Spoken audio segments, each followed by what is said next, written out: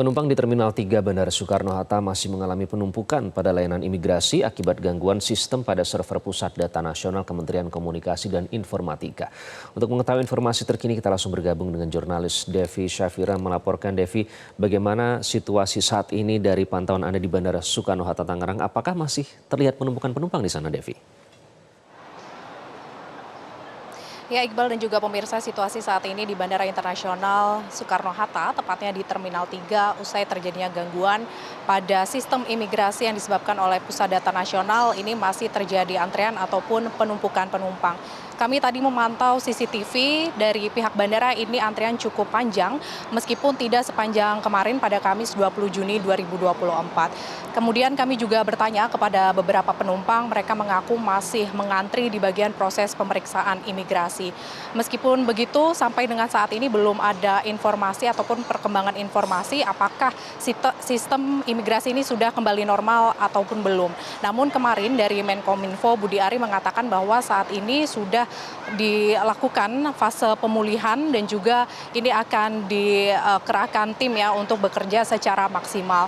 Kemudian hal senada juga dikatakan oleh Dirjen Imigrasi dan pihaknya ini juga membenarkan bahwa memang terjadi gangguan pada sistem imigrasi yang disebabkan oleh gangguan Pusat Data Nasional dan pihaknya ini mengupayakan untuk memulihkan data dan juga aplikasi dengan cara backup data dari Pusat Data Nasional di Batam. Meskipun begitu, sampai dengan saat ini kami melaporkan belum ada informasi ataupun perkembangan lanjutan terkait dengan apakah sistem imigrasi ini sudah kembali normal ataupun belum.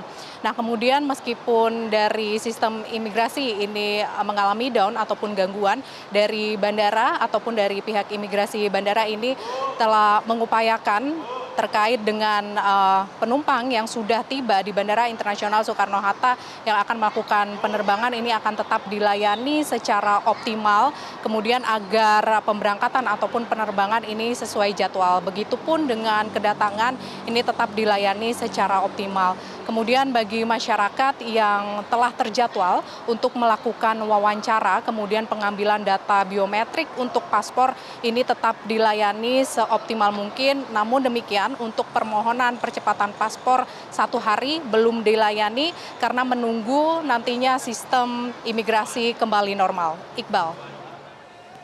Ya, lalu bagaimana upaya dari pihak imigrasi untuk mengurai antrean atau penumpukan penumpang ini, Devi?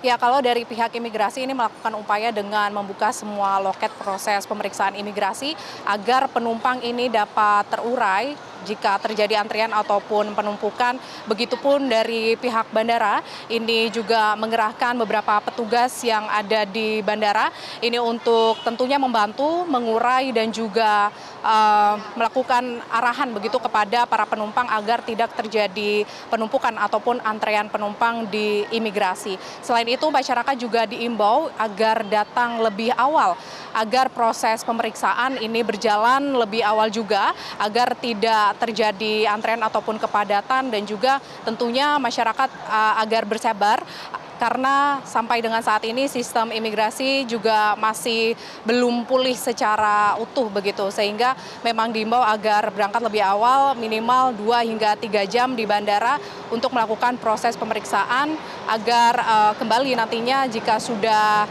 datang ke bandara ini dapat melakukan pemeriksaan lebih awal dan melakukan keberangkatan. Demikian Iqbal, kembali ke Anda di studio.